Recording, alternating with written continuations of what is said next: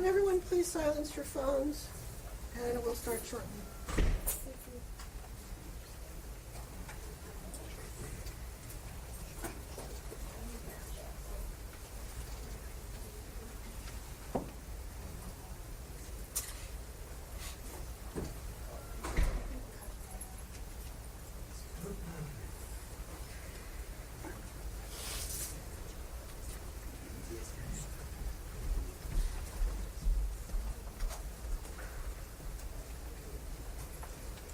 Thank you.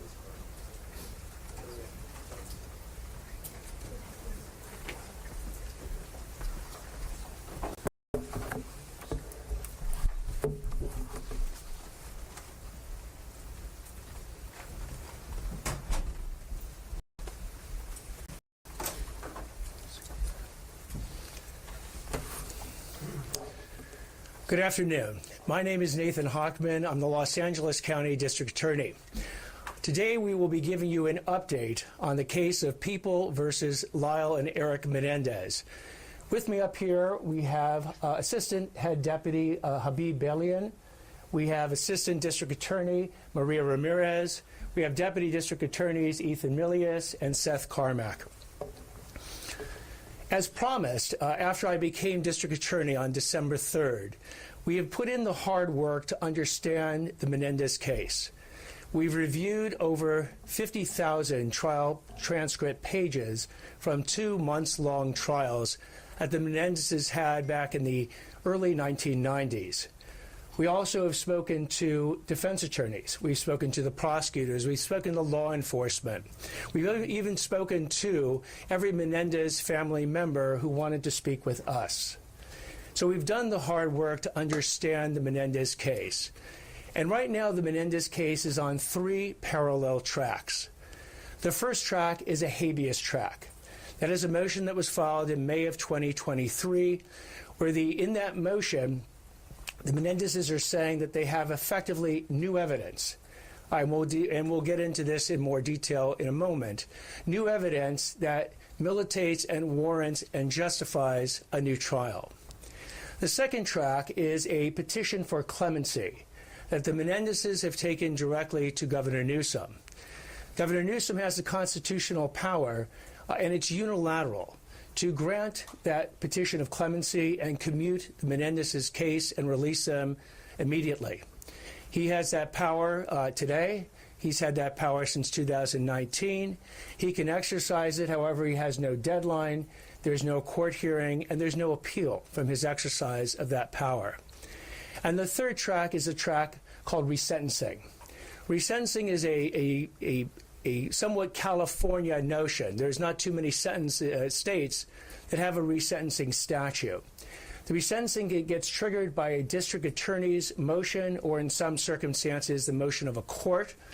And that motion, unlike a habeas motion, where a focuses on that trial but goes beyond that and deals with rehabilitation and other factors. Today we're going to focus in 2 different things. The first is, in order to explain the procedures that the Menendez case has gone through, we have created a video that can be accessed at our website, which is da.lacounty.gov. Again, that's da.lacounty.gov. And that video actually does an anatomy of the Menendez case. And it takes the case from the murders itself back on August 20th of 1989 through the investigation into the charges that were filed in the arrests. Then it looks at the motions that were filed by the Menendezes prior to the trials. Then it looks at the first trial, which resulted in hung juries. Then the second trial, which resulted in convictions for first-degree murder of both Jose Menendez, the father, and a separate first-degree murder conviction for Kitty Menendez, the mother, as well as a conviction for conspiracy to commit murder and certain special circumstances allegations of lying in wait and multiple murders. That video then continues on, though. It goes through the penalty phase, where the Menendezes were either facing the death penalty or life without the possibility of parole as determined by a jury. Then the sentencing. Then it actually goes through the various appeals, the direct appeals, all the way up to the California Supreme Court. the first habeas petition, again with the California Supreme Court, the federal habeas petitions with a U.S. District Court and a Ninth Circuit Court of Appeals.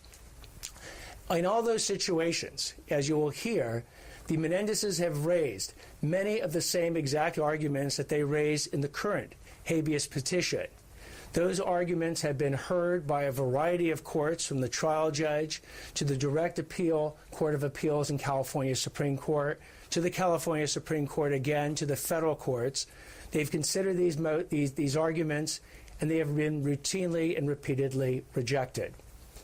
So we have the video that is coming out and go through this procedural history so that people can actually learn from the Menendez case and help and actually educate themselves on the criminal justice system.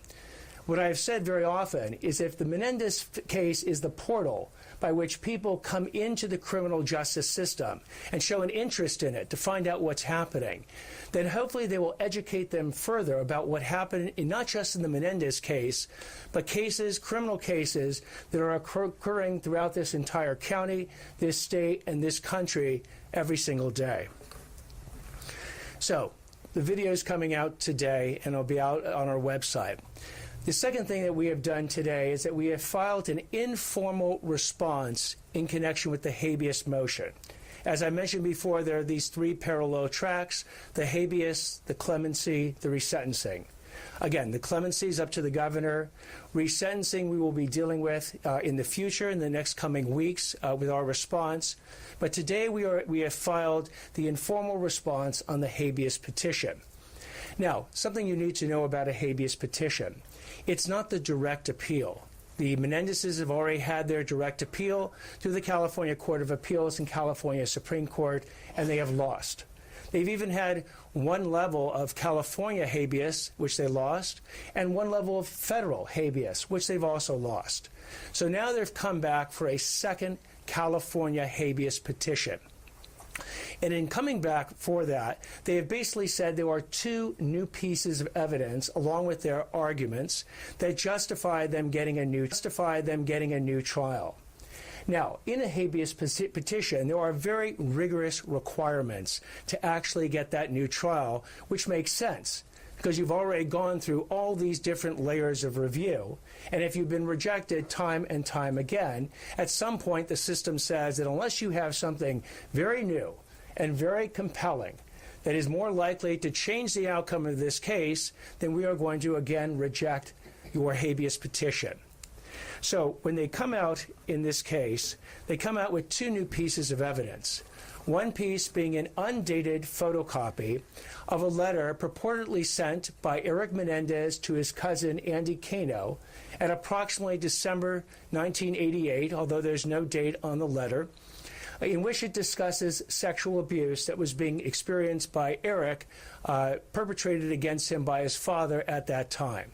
That's the one piece of evidence that they've come forward, but they also came forward with a second piece of allegedly new evidence. The second piece of new evidence was a declaration by Roy Rossello, who basically said that in the early 1980s, he had been sexually abused by Jose Menendez. But this actually have a successful habeas petition requires that you meet all of the following requirements. You have to show that it's new evidence. You have to show that it's timely, that it was evidence that could not be discovered at the time of the trial, but only could be discovered after the trial. You have to show that you did not engage in any substantial delay between the time you learned about the evidence and the time you brought your motion. The evidence has to be admissible, and the evidence has to be credible. Now, the overall argument about this new evidence, again, new evidence effectively dealing with sexual abuse that Erik Menendez experienced by his father, or a gentleman named Roy Rossello experienced by Jose Menendez, the defense has now argued the following. They've said to resolve this case, jurors had to decide a single critical question: was Jose Menendez molesting his sons? The problem with saying that that is the critical question in the Menendez trial is that it's wrong. The jury never, in any of the two juries, had to resolve the question of whether the Menendez brothers were sexually molested. In fact, the counsel, Leslie Abrahamson, 30 years before, during these trials, properly framed where sexual abuse comes into play.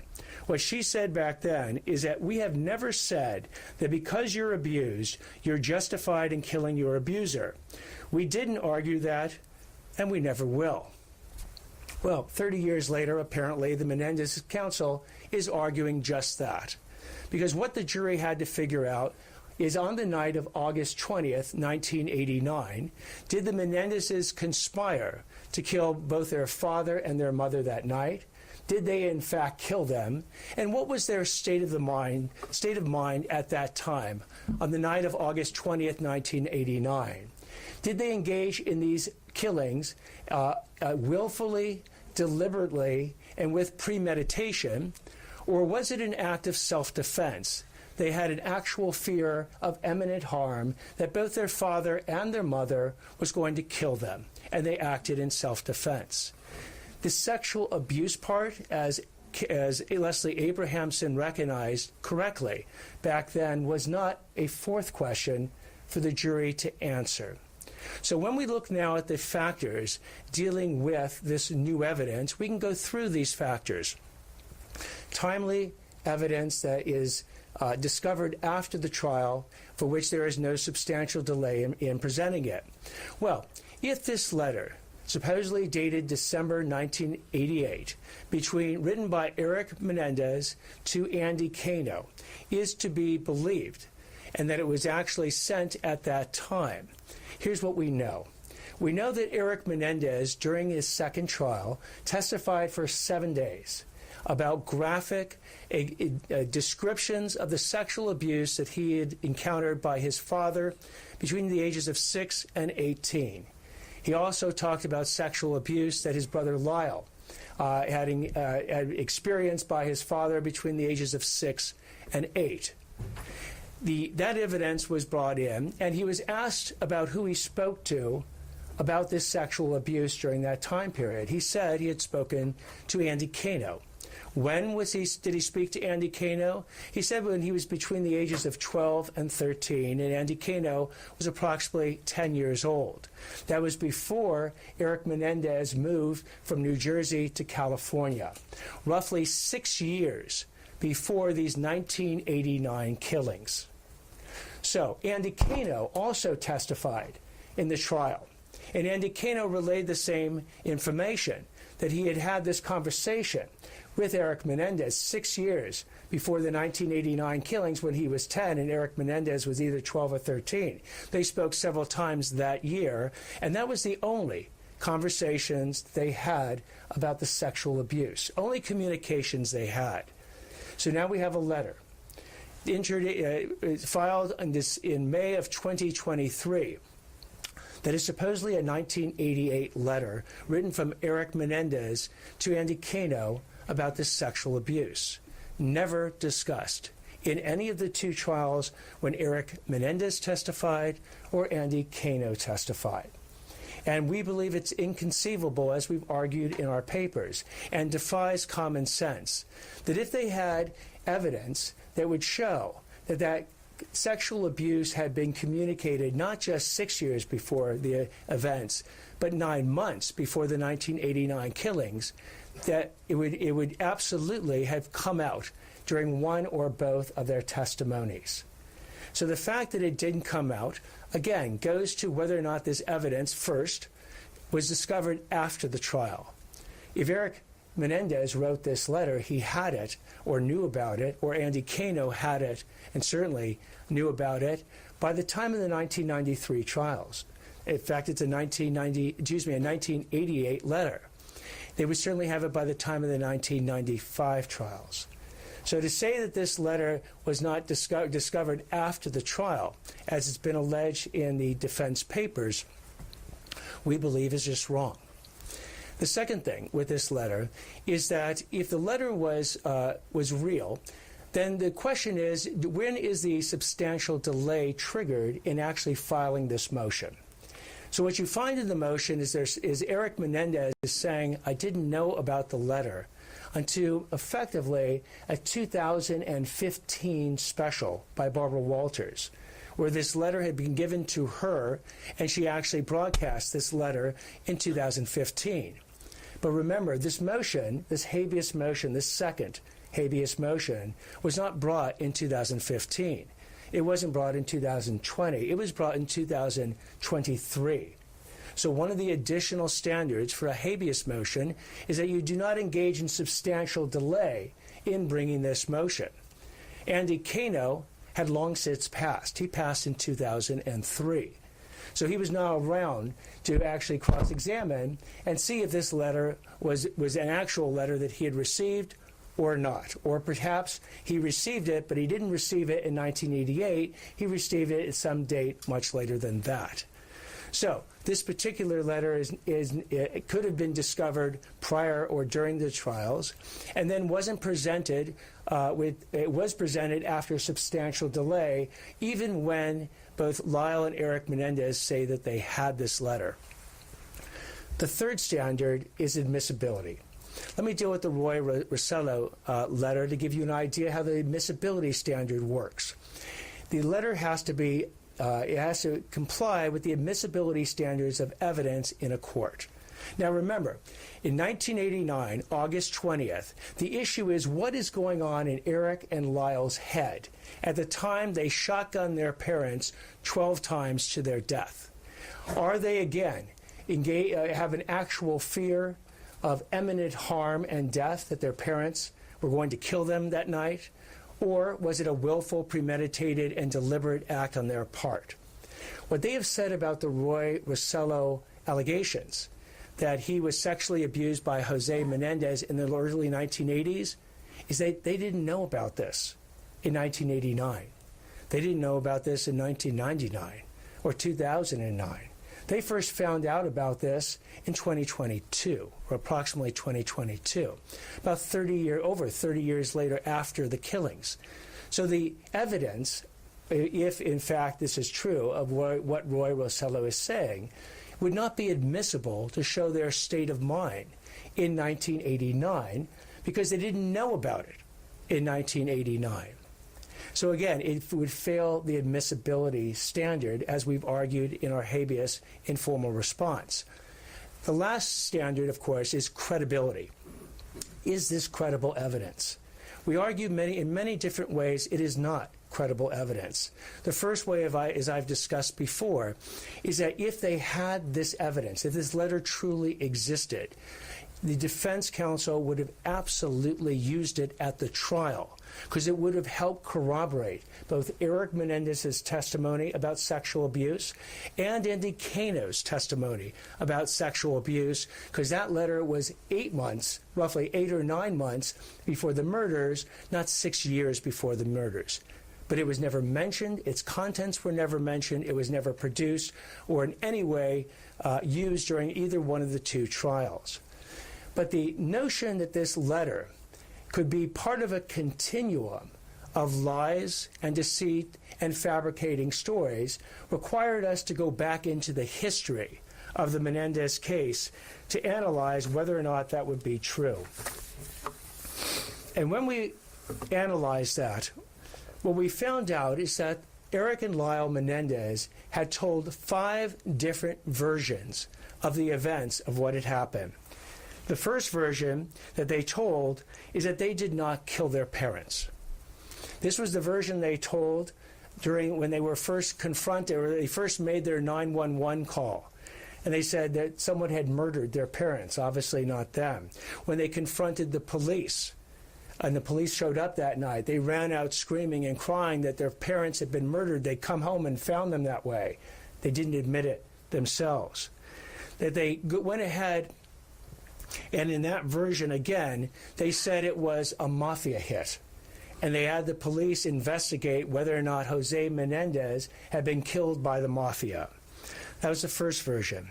The second version was that their father was a violent sexual predator who raped Lyle's girlfriend. This was a version that was shown when Lyle's girlfriend came forward and said that Lyle had confronted her and said that he wanted her to testify that his dad had violently raped her, and that he wanted her to testify to that at trial. She refused to do so. The third version that Lyle told was that their father had molested Erik, but the mother had molested Lyle, without any mention of Lyle being molested by his father. Again, that version ultimately didn't show up at trial in their defense. The fourth version is that Erik and Lyle were both molested by their father, and the fifth version is that both their father and their mother were going to kill them the night of August 20th, 1989, which is why they shot them first. And I want to focus on the difference in many respects between the fourth and the fifth versions. Because again, the key for the trial is basically what happened that night, what was in their head that night. Sexual abuse is abhorrent, and we will prosecute sexual abuse in any form it comes. But sexual abuse in this situation, while it may have been a motivation for Erik and Lyle to do what they did, does not constitute self-defense. And that's why Leslie Abrahamson said back in 1993 that sexual abuse does not justify killing your parents, and that they would never argue that. So, what happens in this continuum as we analyze some of the examples of the lies and the differing stories that have been told is that we actually saw stuff that was lied about before the killings, at the time of the killings, and in the months and years afterwards. And this evidence ranges from everything, including days before the killings. The Menendezes didn't go ahead and get their shotguns in Los Angeles and use their real names. They drove down to San Diego and used a fake ID and a fake address of one of Lyle's friends. Hours before the murders happened, they came up with a pre-planned alibi, where they had actually gone ahead and contacted one of their friends to say that they were going to go to Batman the movie that night, and they would meet the friend afterwards at the Taste of LA event. During the murders, the way that the murders actually happened was instructive to understand the deceit and the planning that went into it. There was over 12 shotgun blasts that occurred that night. One of the shotgun blasts was to Jose Menendez through the back of his head. After he was dead, there were shotgun blasts to each one of his knees. The shotgun blast to the mom initially didn't kill her. She actually ended up lying on the ground, groaning and bleeding in pain. And that's at the point where Lyle and Erik Menendez had run out of ammunition, reload, and Lyle puts the reloaded shotgun up to his mother's face and pulls the trigger, thus staging it at the time like a gangland hit, which then becomes their deceit and lie in the ensuing months that occurred. Then you had the deception that occurred where they hid the evidence of their crime. They had the wherewithal that night before they left the house to pick up each one of the shotgun shells that had been expended. They then had the shotgun shells with them. They had the bloody clothing and the shotguns. And they proceeded to go to Mulholland Drive to dump the shotguns and to a car wash's dumpster to drop off the shotgun shells and their bloody clothing. Then they decided to execute the pre-planned alibi. Again, the deliberate, premeditated state at this point where they went ahead and they actually went to the movie theater to get the tickets for Batman the movie. Turns out that they couldn't get the 8 o'clock tickets because it was already past 10 o'clock. Then they called their friend to meet him at the Taste of LA, but by the point they got there, he'd already moved on. Then they actually called a friend to meet him again in another restaurant, and they never show up.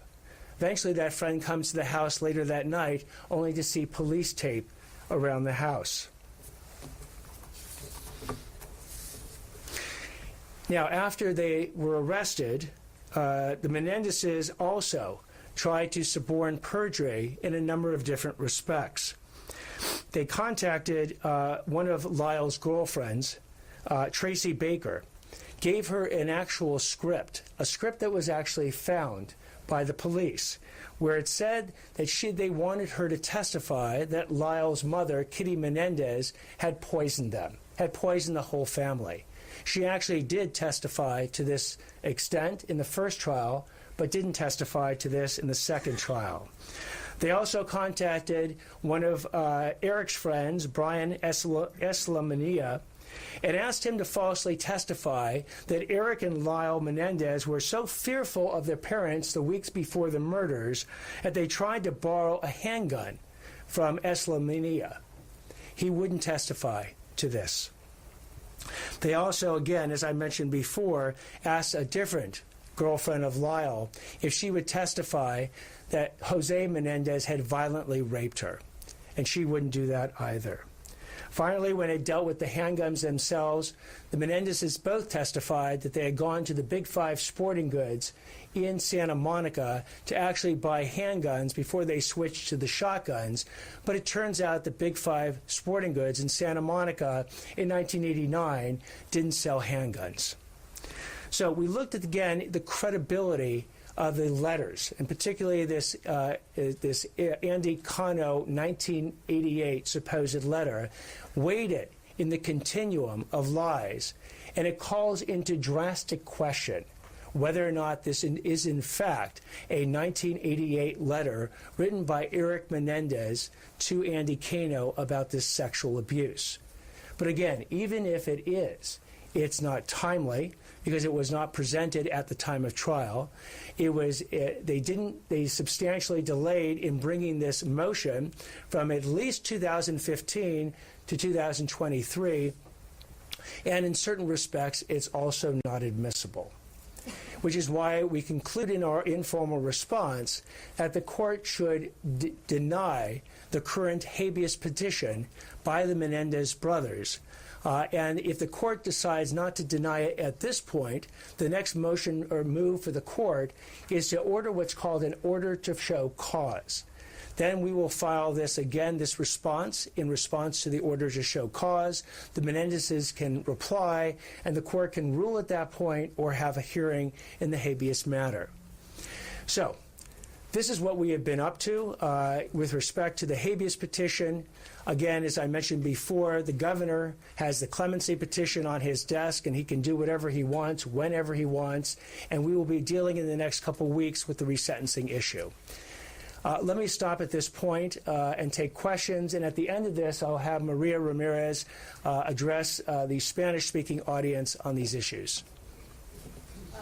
Yeah, the family Right here. has been pushing for this. What did you tell them when you told them that you weren't going to support it? So what I said to the family is that I would listen to them, and we did. We met with the family for hours, and I heard all the issues that they have, and all the concerns that they have, and all the experiences that they shared with me during those conversations. Much of that deals with rehabilitation. Rehabilitation is not an issue for the habeas motion.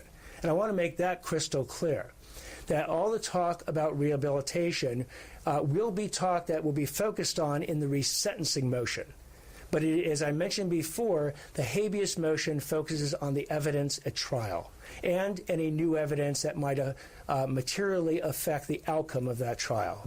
Yes? It seems that your examination of the case file so far has been significant. You demonstrate clear mastery of what you've seen, but it also sounds like you're casting doubt on the brothers' assertion that they were serially sexually abused by their father. Again, what we have done is we've gone through all the evidence at the trial, which is the evidence that we have to work with. We looked at any testimony that was given by Erik and Lyle Menendez in the first trial, or just Erik Menendez in the second trial. We looked at all testimony that was given in support of the defense in either trial. We looked at any additional statements that we were given of people who had any level of percipient knowledge of the sexual abuse. We certainly looked at any other circumstance that deals with this question.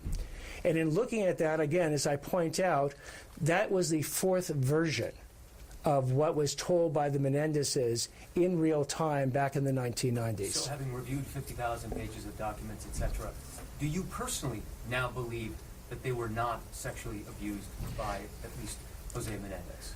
What I believe is that they testified to that sexual abuse. They absolutely testified to it in great detail.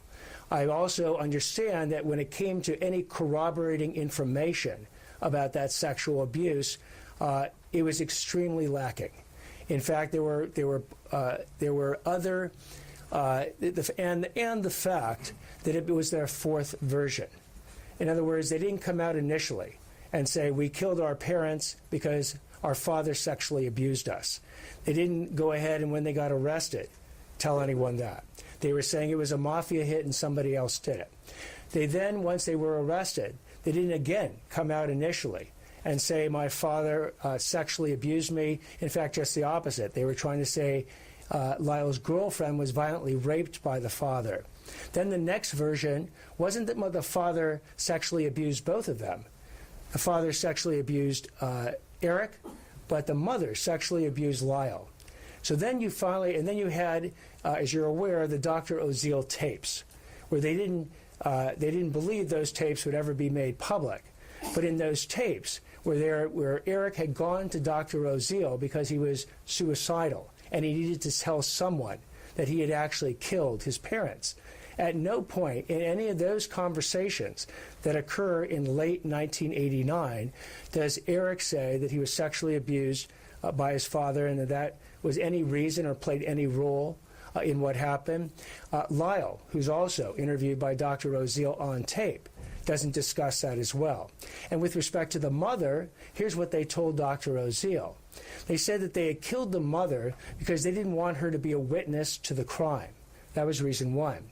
The second reason they killed the mother is they thought that she was leading such a miserable life because the dad was cheating on her that they basically thought that they were doing her a favor, which was the third reason, which is effectively a mercy killing, whereas Dr. Oziel testified euthanasia as to why they were killing the mother. At no point do they tell Dr. Oziel the father was sexually abusing them and the mother condoned it. So just to be crystal clear, you're saying that the evidence does not exist that they were sexually abused by either parent? What I'm saying is that the evidence, to the extent that evidence can include their own testimony, certainly that evidence exists. Erik Menendez testified for 7 days in the second trial in graphic detail, incident by incident, describing the sexual abuse he experienced by his father.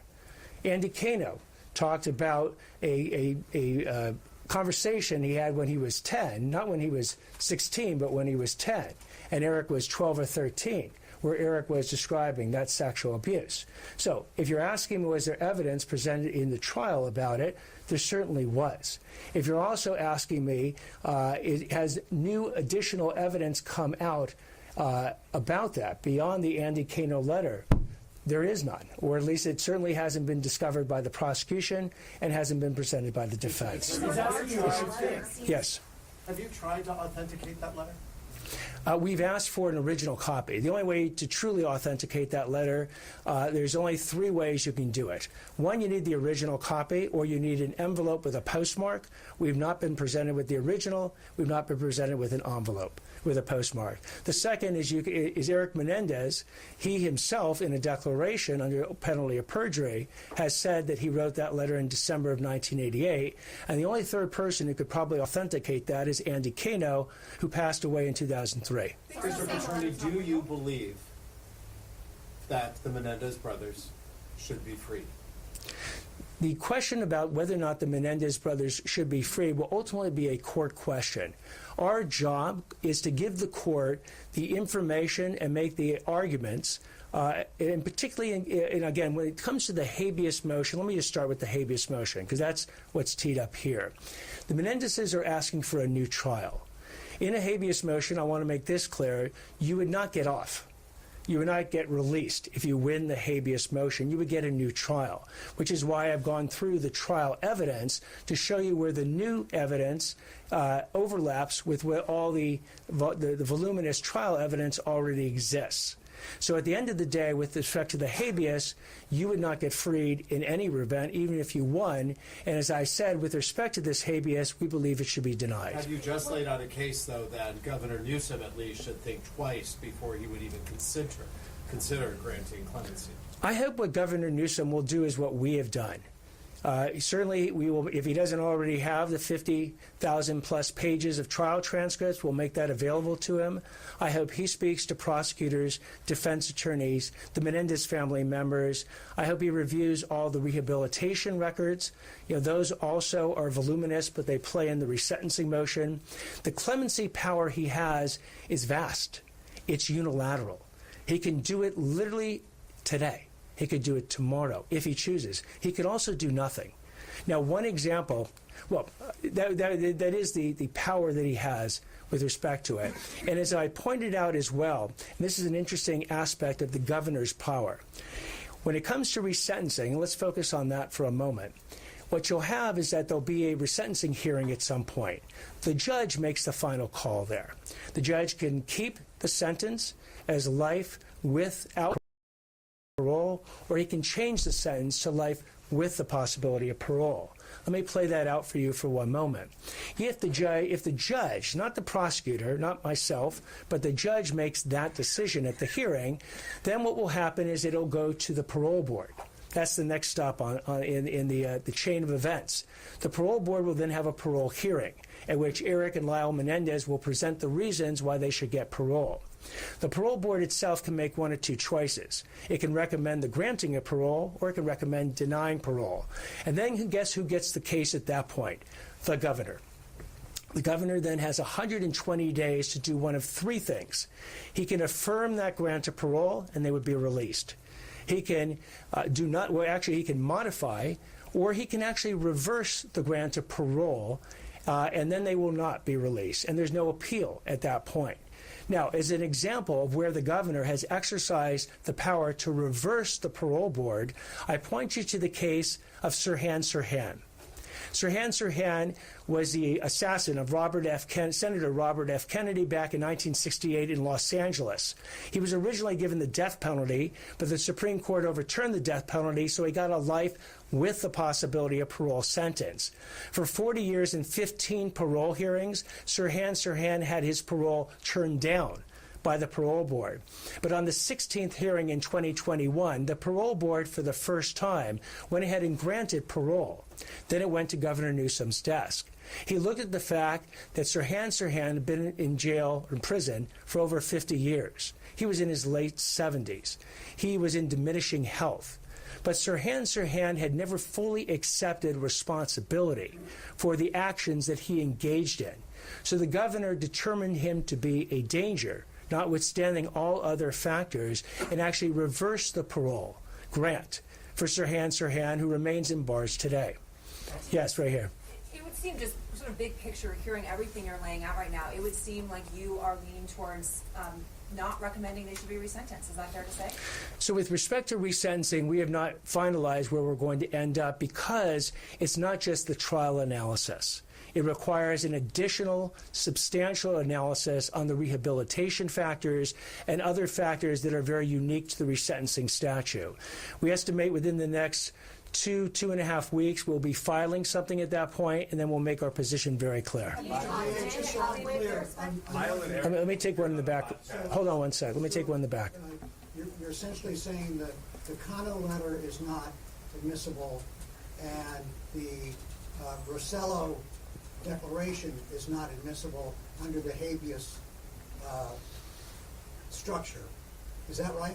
So the Cano letter actually would not be timely, because we believe, for as far as Erik Menendez is concerned, it's a letter that wouldn't be discovered after trial, since he wrote it in December of 1988, and the trials were in 93, 95, and 96. As for Lyle Menendez, it would not be admissible, because, again, it's an out-of-court statement, not dealing with Lyle's situation, but dealing with Erik's situation.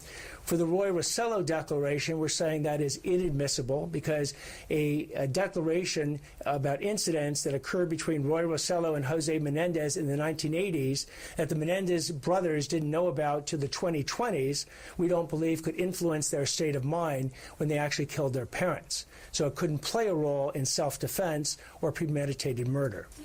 Yes. When it comes to the factors and the assessments that you've outlined today as it relates to the habeas petition, Can you elaborate on whether any of those factors in assessment will play into your review of the case when it comes to resentencing and other factors that you would consider?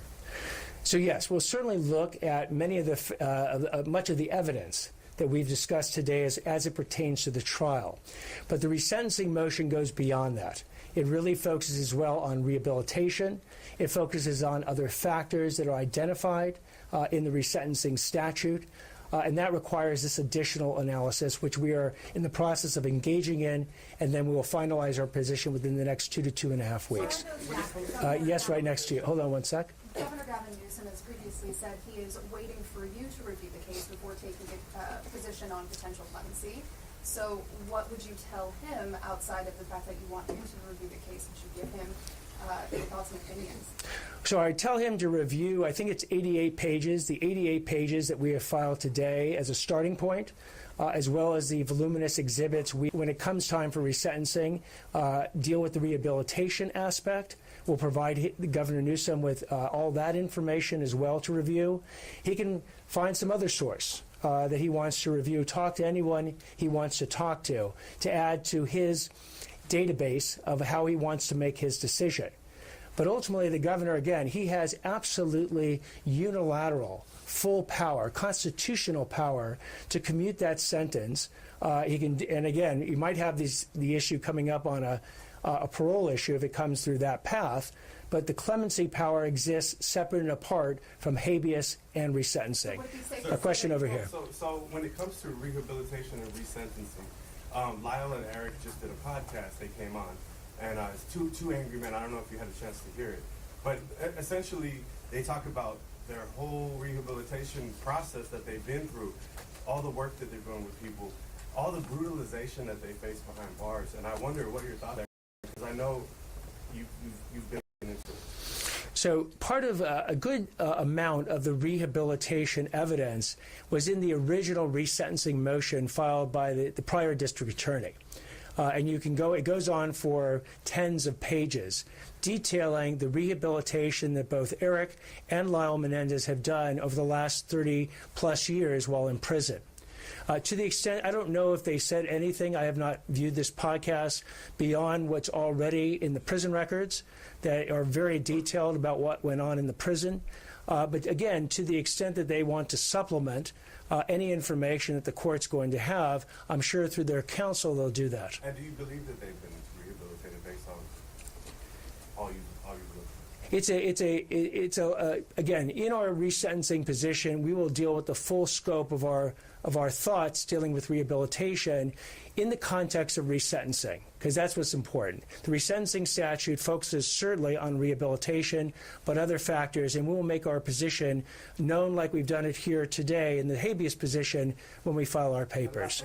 Let me take another question back there. There are many Menendez supporters all over the world who believe that they were sexually molested, and they say they've served more than 30 years. Isn't that enough?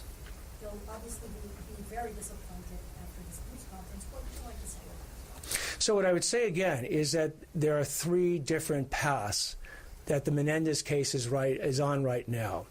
This particular path of habeas is a very specific path with very rigorous standards on how you get a new trial. Again, even if they won the habeas motion, they would not get out. They would just get a new trial. And we've gone through it fairly methodically in this press conference, and even more methodically in the informal response we submitted today, to explain why we do not believe under these rigorous standards they qualify to get a new trial. Again, much of what they are arguing in this second habeas position has been already brought forward in the Ninth Circuit Court of Appeals, rejected. So most of the arguments they brought in, other than those two new pieces of evidence, have been rejected by every single court that has heard them. So again, with respect to the habeas petition, I don't know if people understood what was involved with the habeas petition and how very specific and narrow it is, but that's why I've done my best, both in this press conference and in the video that we've put out, to explain how these processes work. Yes, over here. The previous district attorney wrote letters to Governor Gavin Newsom in support of the brothers' bid for clemency. Would you do the same? I'll let our filings speak for themselves.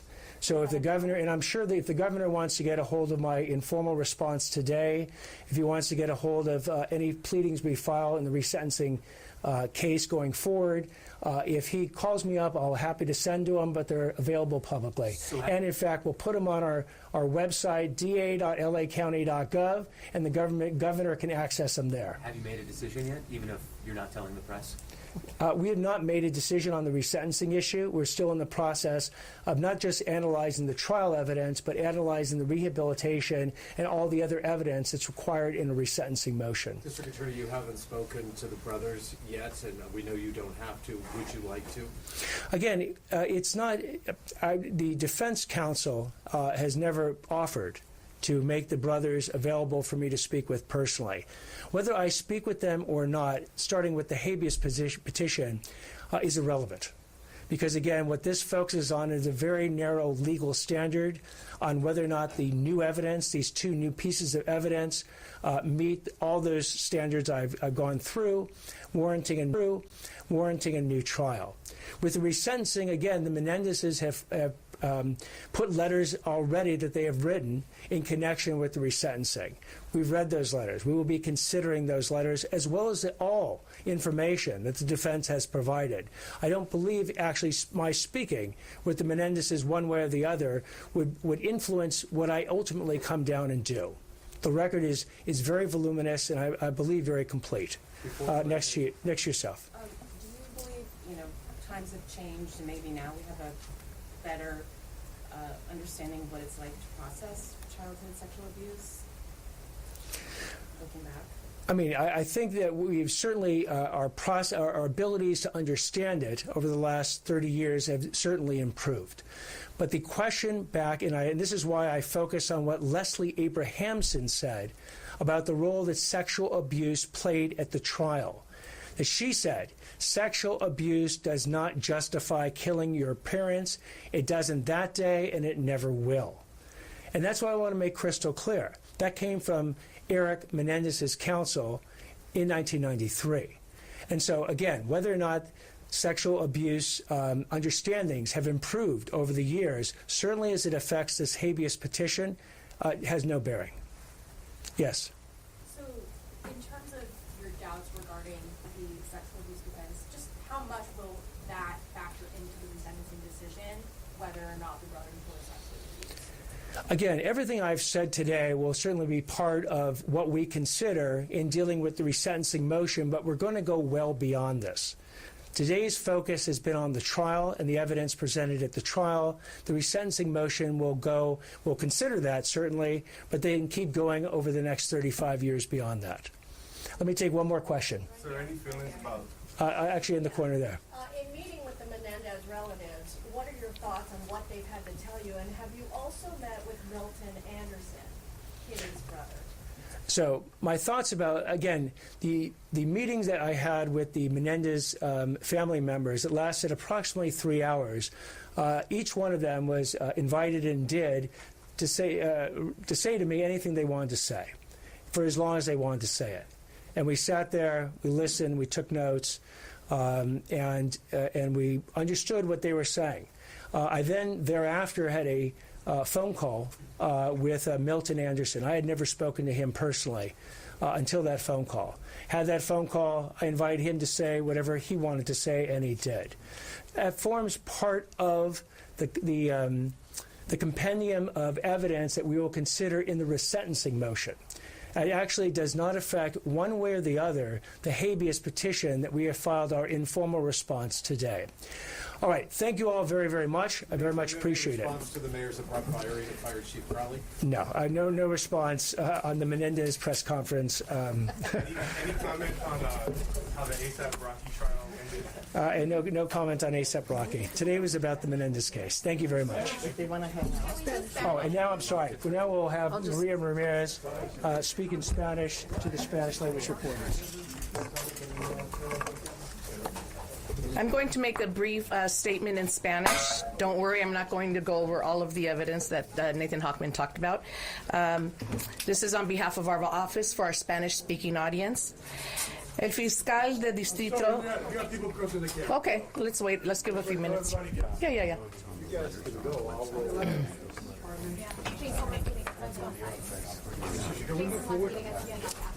I'll give you a few moments if you want to move around. That's fine.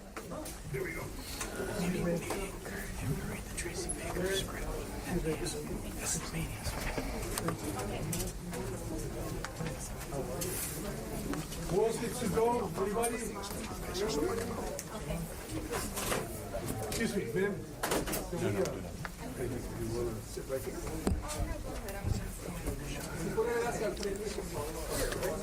Sí. Buenas tardes.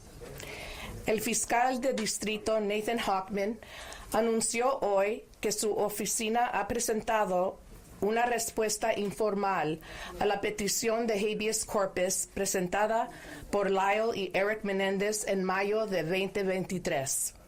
La presentación se realizó de conformidad con un orden judicial del Tribunal Superior de Los Ángeles.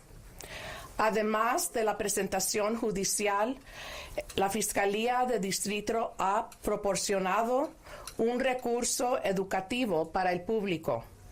En el sitio web de la Fiscalía de Distrito se ha puesto a disposición un enlace en un video informativo que analiza el caso Menéndez desde una perspectiva procesal, con enlaces a continuación.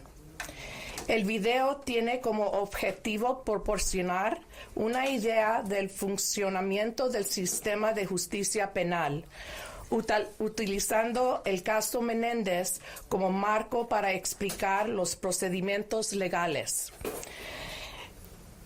El fiscal Nathan Hochman quiere agradecer a los dedicados abogados y al personal de mi oficina, en particular al subdirector Javi Balian y a los fiscales adjuntos Seth Carmack y Ethan Milius por su diligente trabajo en este caso.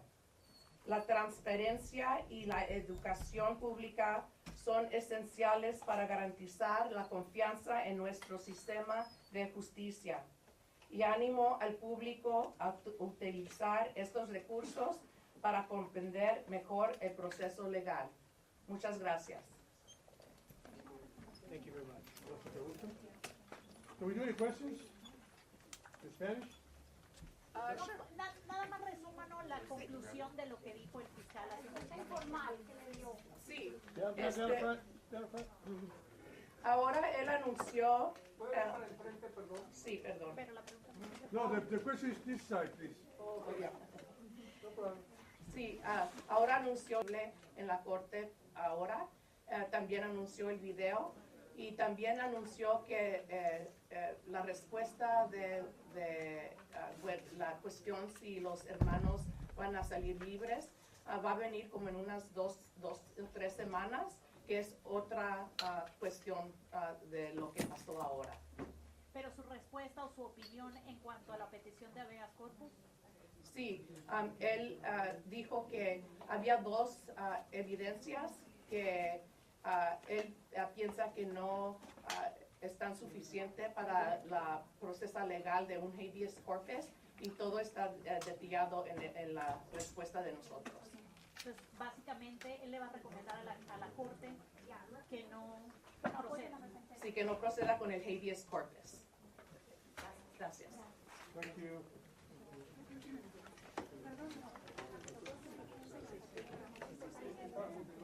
Oh, sí, perdón, es que también estaban aquí. Sí, sí.